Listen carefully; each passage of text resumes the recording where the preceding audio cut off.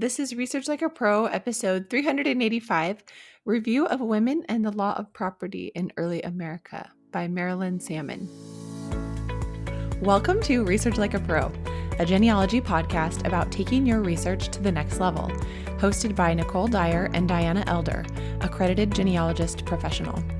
Diana and Nicole are the mother-daughter team at FamilyLocket.com and the authors of Research Like a Pro, a genealogist guide. With Robin Worthland, they also co-authored the companion volume, Research Like a Pro with DNA.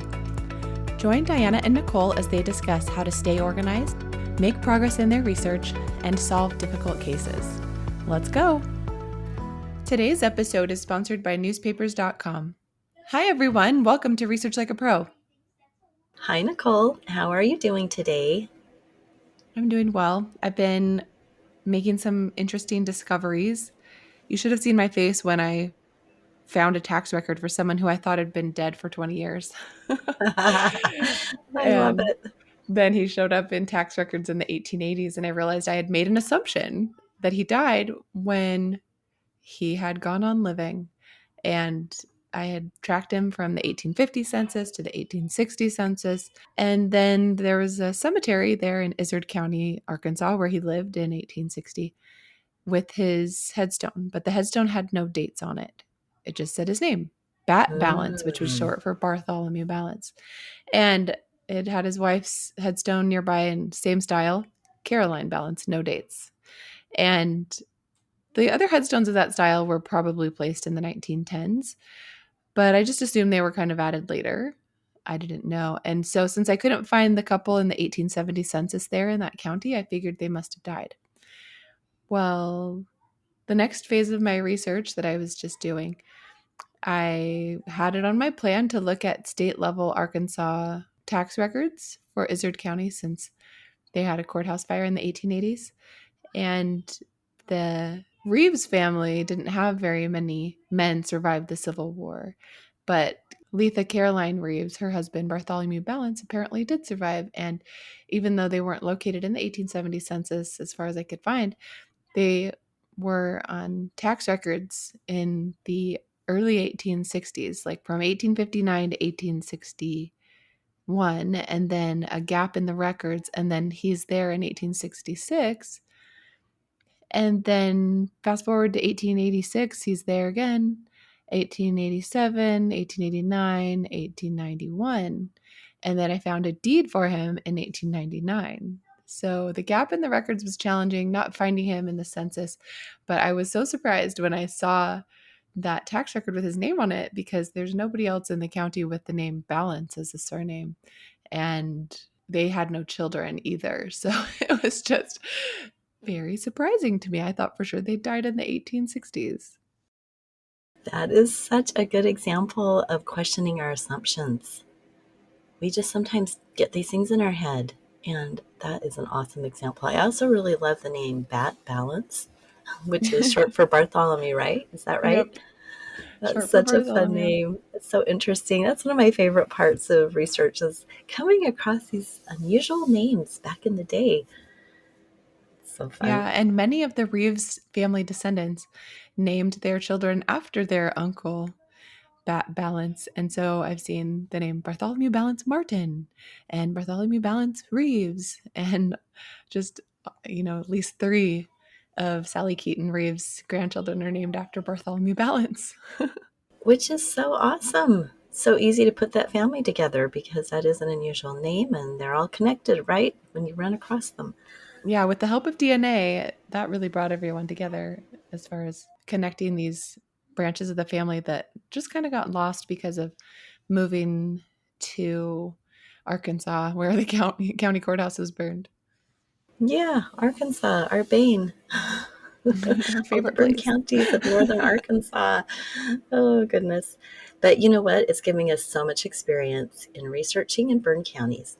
So True it's that. okay. All right. Well, for announcements today, the Research Like a Pro webinar series, we have Diana's webinar coming up December 16th. That's a Tuesday at 11 a.m. Mountain Time. And she's going to be talking about challenging accepted ancestry, a new look at Henderson Weatherford's family origins.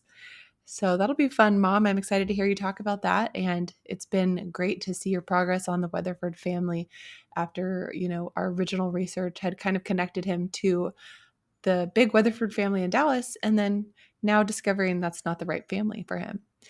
So, this presentation examines how careful analysis of historical records can overturn commonly accepted family connections based on surname and geographic proximity. Henderson Weatherford's case demonstrates an effective methodology for questioning family relationships found in online trees.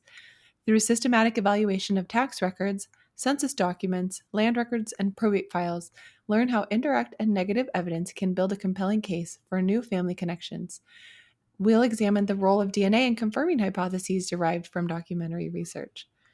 So, the topics that will be included in this webinar include Arkansas, Texas, tax rolls, negative evidence, indirect evidence, land, probate, census, DNA, and burned counties. So, we hope you'll join us for that on December 16th in the Research Like a Pro webinar series. Our next study group will be Research Like a Pro with DNA. That begins February of 2026, so that's next year. Registration begins December 5th, and let us know if you'd like to be a peer group leader and receive complimentary registration. We're looking forward to that. It's always good to try out the new tools that have come out and changed and things that are changing in the DNA world, especially the new custom cluster to the ancestry. We were playing with that yesterday in office hours, and it's just always fun to see what new things we can discover with the tools that are coming out. Roots Tech is also coming up March 5th through 7th, 2026, and we will be there in person as usual, having our booth, and also hopefully we will see you in many classes as well. And we also have recently launched our Research Like a Pro Institute, and we are so excited to be offering our first course in that by course coordinator Jan Joyce. She'll be teaching her popular course that she did once before at GRIP called Merging and Separating Identities, Advanced Techniques to Organize, Analyze, and Solve. And this course is so instrumental for anyone who's struggling with challenging identities of people who maybe have changed their name over time, and so you have to merge their identities, or those with multiple people of the same name living in the same area, confusing things up, and having to separate out these identities where they have the same name. So, if this has been something you've struggled with, then this course will be very helpful for you. It's going to be taught from April 30th to June 11th on Thursdays. And so, every Thursday from 9 a.m. to 2:30 p.m. Mountain Time. And you can see the full schedule on Family Locket. And this will be taught just like an institute course, like you would see at SLIG or GRIP. But instead of being all in one week, it will be spread out over several Thursdays. So 7 Thursdays. And there's many wonderful instructors in the course. I'll be helping with instructing in the course. I'm teaching about using spreadsheets to help merging and separating identities. And it will be a wonderful experience, and it will be a little bit different. It has a non-traditional kind of syllabus instead of a big paper syllabus or like a digital one. There will be lots of materials and tools and handouts provided to actually help you work with a common case or your own case. So it'll be really great, really hands-on. We'll have several hands-on workshops. So we hope that if you're interested in that, you'll think about joining us in our first RLP Institute. Well, I am so excited to learn from Jan. I think it's amazing to learn from different people because everyone has a different approach to research problems, and this is such a common research problem. And I know Jan is just brilliant, so this will be really fun and exciting to have a new offering. Well, today we have a listener spotlight. This is by Kathy C6725 over on our YouTube channel, and this is all about AI and divorce case. And it was a comment on the episode we did where we talked all about the divorce case I discovered for Clemcy Klein's daughter, Isabella Weatherford, in Texas, in Dallas County, Texas. So the review says, I found a divorce case for my second great-grandmother in Noble County, Ohio. A letter gave me a hint that I should go search for something in the court records. Parentheses, it's a shame the old folks no longer can live together. No case number, this was 1867, but what a story. All kinds of details about domestic violence and depositions of people who could not appear in person to testify. No divorce, separation with alimony.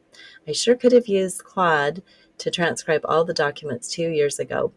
The case basically boiled down to an attempt by the husband's son to prevent my ancestor from asserting her dower right to his valuable real property. The son caused a lot of discord between my ancestor and her husband. Well, thank you so much for that scenario in your family. That was so fun to learn about another divorce case. And this actually is perfect for today because we are going to be talking all about women and the law. So this is a great example of when we find women in deeds, probate, court records, like this divorce case, we really need to find and understand the law behind the action to help us in our research. And we find those laws by looking for federal or state statutes on which the action was based. But even when we find the law, sometimes it's difficult to interpret that and understand how it really worked in real time and if people really obeyed the law. And so Marylynn Salmon's book, Women in the Law of Property in Early America, helps to fill that void. It helps us to understand more about the laws and situations we encounter. So this is a little bit of a dense book, so much good information. It's readable, but it's just a lot to take in. So what I recommend doing is choosing a chapter that appeals to you and then learning about the geographical location where you conduct your research. And chances are you'll have some family history women that you have researched. And as you're reading, you'll think, oh, that is just like great great grandma. And you can apply what you learned to her situation, whether it's marriage, widowhood, or divorce. Each one of these marital states had different laws and statutes that really impacted our female ancestors' lives. This book was published in 1989 by the University of North Carolina, and a description on their website summarizes the book. So I'm going to read this description because it's really helpful. In this first comprehensive study of women's property rights in early America, Marylynn Salmon discusses the effect of formal rules of law on women's lives. By focusing on each areas such as conveyancing, contracts, divorce, separate estates, and widows' provisions, Salmon presents a full picture of women's legal rights from 1750 to 1830. Salmon shows that the law assumes women would remain dependent and subservient after marriage. She documents the legal rights of women prior to the Revolution and traces a gradual but steady extension of the ability of wives to own and control property during the decades following the Revolution.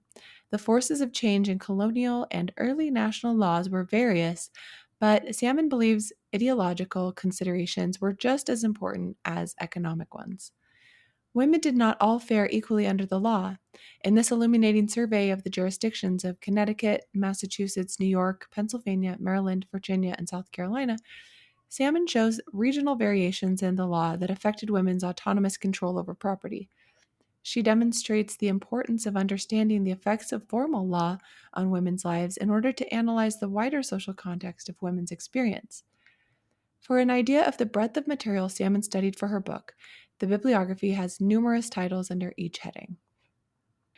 So, this is such a great description of the book, and it's really helpful to kind of get this overview of the ideas that are going to be presented in the book. So, now that I'm done reading that description, let's go over the heading titles, manuscript sources, case reports, legal treatises, abridgments and digests, statutes, and books and articles. So the bibliography is really extensive, and it's great that they're broken out into different types of sources. The book is fascinating, but it does require full attention. So, like you said, you read just a few pages at a time so you could really absorb all of the dense information. And I love that you also used your highlighter to annotate and pull things out, the key points and things as you were reading. It reminds me of getting through all the dense textbooks in college in my history degree. And it's just hard to get through everything unless you have something to do while you're reading, like highlighting, annotating, making notes, doing something. But it does help you to digest it. Oh, absolutely. Because as you're reading a paragraph, I was thinking, okay, what is the key point here? What's the topic sentence? What are things I don't want to forget? And I would highlight those. And I've learned that that is just so important for these kinds of books and to have it on your shelf. I think once you've read it, then you know that it's there when you need to pull it out again. Of course, you're not going to remember everything that you read, but it's there in your brain somewhere. And you can pull the book out and just know that you have a source. Well, let's learn a little bit about the author, Marylynn Salmon. In the acknowledgement section at the beginning, she thanks the many people who read sections of the book and provided feedback. And I love that. In work like this, with so many regions, so much information, it would be so amazing to have feedback. She states that much of the book is taken from her PhD dissertation, and she also presented a portion to fellow historians at various seminars and published excerpts in journals such as the William and Mary Quarterly. So if you want to just read a little bit of her work, there are some articles online, and the blog post that goes with this podcast has links to those. There's one titled The Legal Status of Women, 1776 to 1830, and another one titled The Legal Status of Women in Early America, a Reappraisal. And if you want to see a complete list of all of her work, which is just extensive, there is a link there to her profile on Google Scholar. Well, let's just get into the book and talk a little bit about the different chapters and what we can learn. In the preface in chapter 1, the author lays out her concerns about women's legal history. She elaborates on each and explains that to understand women in the law, we need to understand the law and then see how it was applied through actual cases. So first we want to know and understand how the law functioned in practice as well as in theory, because we want to know how the legal rules affected women's day-to-day lives. And then second, historians of women's legal status are centrally concerned with understanding the meaning of change over time. And the third concern is probably the most important of all to the field, and that is how the working of the law in practice is, as well as in the meaning of change over time, affects how we are looking at records. I was really fascinated with this whole idea of how maybe there was the law, but they didn't really practice it. In theory, this was the way it was supposed to work, but because of regional differences or the culture, they would kind of interpret the law as they wanted to, which I had never considered that before. I thought that was fascinating. The other thing that was so interesting was how it was different in different locations. So she focuses on the years 1750 to 1830 and gives us examples of how the law affected women before and after the American Revolution. And she also studied a sampling of regions. So she has examples from New England, New York, Pennsylvania, Virginia, and South Carolina throughout the book. So for each topic, she will discuss in terms of those regions. And I thought it was fascinating how different things were. I think too often in the past, I have really generalized, like the law of dower. This is how it always worked. But when we read the chapter on dower, I realized, some places it was a little different. It had some different nuances. So that is why I would really recommend focusing in on the location that's most like the one you're researching. So I was really interested, for example, in Virginia and South Carolina, because a lot of my research is in the South, and those seem to be more applicable to me than, say, cases out of New England. But, we have colonial ancestry. They're going to go back to any of those main regions. So chapter 1 is called Diversity in American Law, and this is just a good example of assumptions. Before reading the book, I thought that this English common law that the British colonists brought with them was standard. I'd always talk about English common law, but there was also diversity in how England used the law and how it changed when they came to the colonies. Because in the colonies, people maybe had some different ideas and they would use the English common law as their basis, but would tweak things as they decided they needed to. Yeah, it is interesting how the different parts of the colonies developed differently. And a lot of it had to do with their geography and Also, the types of people that went to each colony, and ultimately the differences led to the Civil War. But it is interesting to see how it affected women in the law as well. All right, let's have a word from our sponsor. The air is getting crisp, and for many of us, that means a little extra time to dive into our family history. As genealogists, we spend years building our family trees, but what if you could do more than just connect the dots? What if you could bring in those names on your tree to life? This is where newspapers.com comes in. Imagine reading your great grandparents' wedding announcement, finding an article about your ancestor's business, or even seeing a photo of the house where your grandma grew up. Newspapers.com is an incredible resource for anyone passionate about genealogy, with more than 29,000 historical newspapers. You can search for your family's names, their hometowns, or important dates, and discover the small, personal details that transform a name on a page into a real person with a real story. And with the holidays approaching, a newspapers.com gift subscription is the perfect present for the family historian in your life. It's a gift of discovery, of connection, and of countless untold stories waiting to be found. Just head over to newspapers.com/gift and use promo code FamilyLocket to purchase a subscription for someone special. That's newspapers.com/gift. Your favorite genealogist will thank you. Well, because the colonists also had their own ideas about how women and property should be handled, each unique area developed different statutes and precedents. For example, New England jurists operated on the ideal that a couple should be unified, and therefore a woman should never need any special rights regarding land. Her husband, as an upstanding citizen and spouse, would handle all their affairs properly. Of course, this approach didn't work out well when the man of the house was dishonest, deeply in debt, or deserted his wife, among other issues. On the other hand, in South Carolina, mortality rates for men were high, and women needed more rights regarding the land to keep the plantation running. The unique Southern economy based on slavery dictated the interpretation of the common law handling of land and women. And the book covers several different aspects of the law of property and women.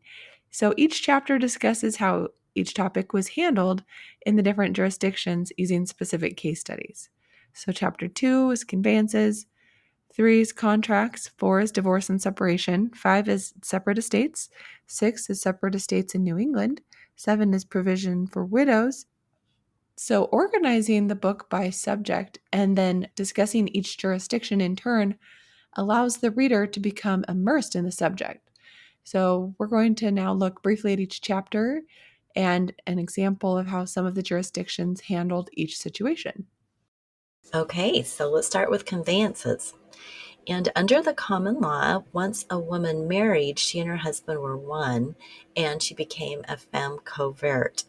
So she could no longer sell property in her own right, even if she brought the property into the marriage.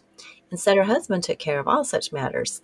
So, in an ideal world, this would be just fine, but the colonists recognized that in many instances, a woman needed some say in selling property that supposedly they jointly owned. Thus, we see in many deeds a wife giving her consent to the sale of the land. Women were to be privately examined to ensure no coercion by the husband in giving her consent, and each jurisdiction handled this differently. But in the South, Salmon asserts that the 3 Southern colonies studied of Maryland, Virginia, and South Carolina, they enforced it strictly.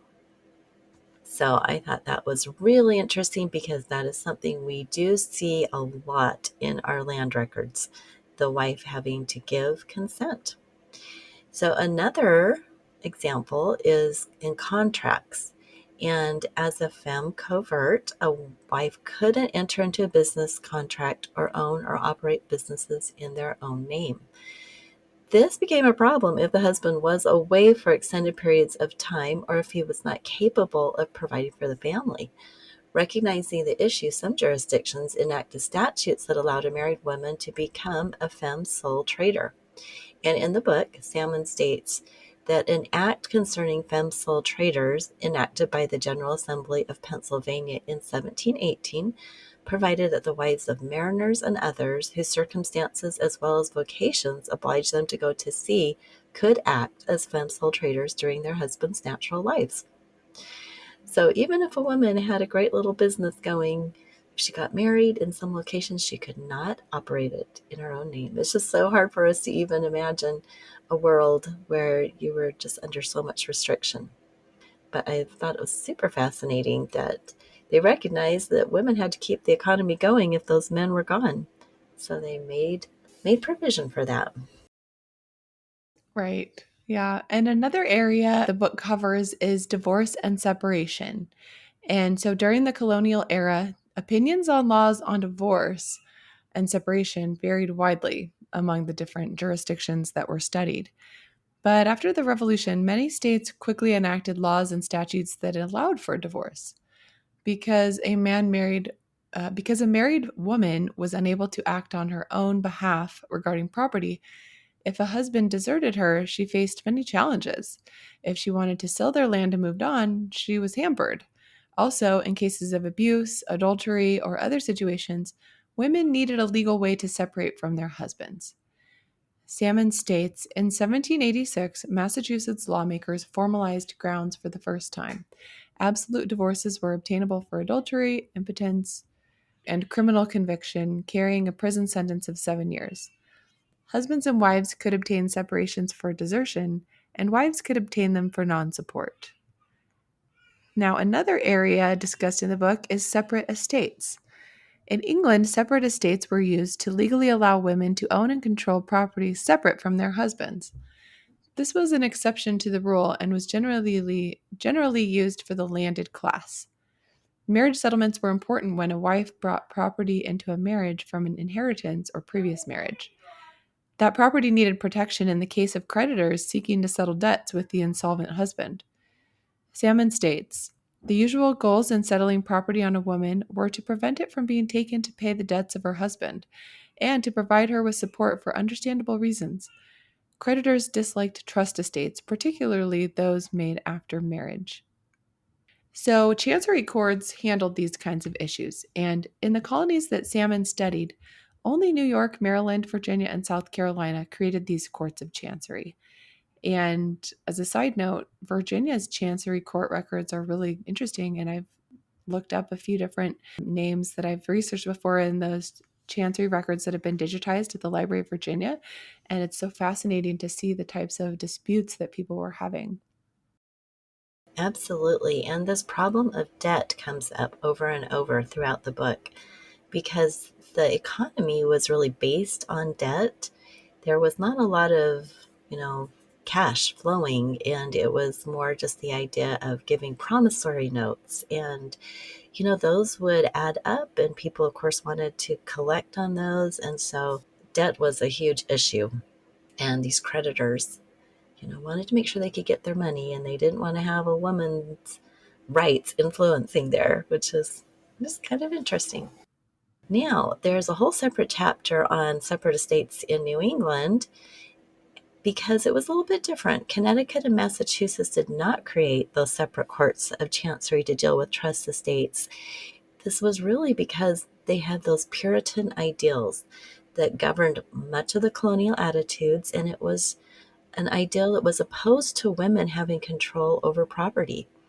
Both of the colonies and then later states approached the issue differently, and the book devotes some space to the discussion.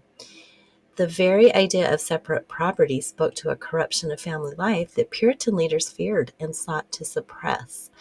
Although individuals still occasionally relied on marriage settlements to define the respective rights of wives and husbands, lawmakers never acknowledge the practice by assigning jurisdiction to the courts. Well, I was fascinated with this idea of the Puritan ideal and how everything was supposed to be perfect, so women needed no rights. But as we know, people are not perfect, so we are learning. Well, there's also a chapter on provision for widows, and this is something that we run into a lot in our research. We frequently encounter a woman releasing her dower rights and deeds. Under the English common law, a widow had the right to 1/3 of the real property owned by her husband during their marriage. So this was real estate, land. If there were no children to inherit, the widow could claim up to 1/2 of the property. A man could write a will giving his wife more than what the law required, but he could not give her less. And the widow was to have a life interest in the land, but she could not sell or divide it. She was to benefit from the rents and profits of the land. Well, the colonies adopted this common law of dower that came from England, but of course, differences arose in how it was actually enforced. In the colonies and states where the land was valuable to the economy, dower was seen by some jurists as detrimental. Laws evolved differently in the various jurisdictions, and Salmon discusses each of those studied in turn. For example, in Virginia, enslaved people as property had to be defined.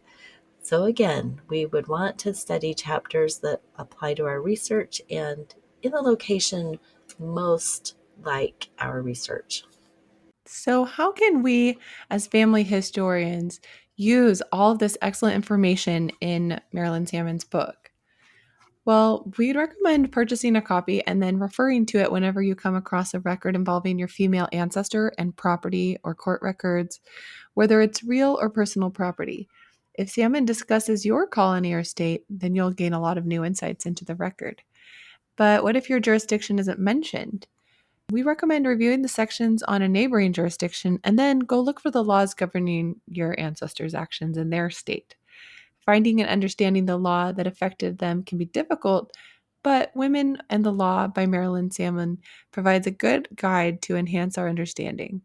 So it's a good place to get started and can really help you make progress toward the answers that you need. Right. I think it opened my eyes to this idea that everything was not the same across the colonies. For some reason, I thought that they all followed the English common law perfectly and it was all administered the same, but it really opened my eyes. And she uses all sorts of interesting cases. There's examples in each chapter, and they are so fascinating.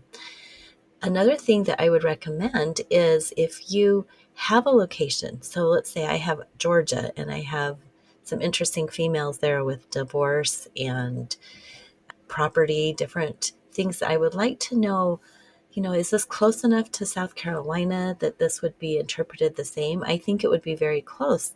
But also, what you can do is go study more of the cases within that jurisdiction. So within Georgia, I could go look at more divorce records. I could look at more women in land and see if this is, if they're kind of developing their own way of interpreting the law in this specific location. So we have access to all sorts of records. We can certainly read other records that are not our ancestors to see if our ancestor is unique or if that's just the way it was being handled in that location. It makes us do a little bit more work, but it's going to really give us a better understanding of what was going on in our ancestors' life. So true. So, well, we are wrapping up this episode, and we hope we've given you a little bit of taste of this excellent book. And nothing else, you can go read a couple of the articles that are just available online, but hopefully you'll understand a little bit more now about how the law affected the women and how it was different in the different areas in the U.S. So thanks everybody for listening, and we'll talk to you next time. Bye bye. Bye-bye. Thank you for listening. We hope that something you heard today will help you make progress in your research. If you want to learn more, purchase our books, Research Like a Pro and Research Like a Pro with DNA on Amazon.com and other booksellers. You can also register for our online courses or study groups of the same names. Learn more at familylocket.com/services. To share your progress and ask questions, join our private Facebook group by sending us your book receipt or joining our courses. To get updates in your email inbox each Monday, subscribe to our newsletter at familylocket.com/newsletter. Please subscribe, rate, and review our podcast. We read each review and are so thankful for them. We hope you'll start now to research like a pro.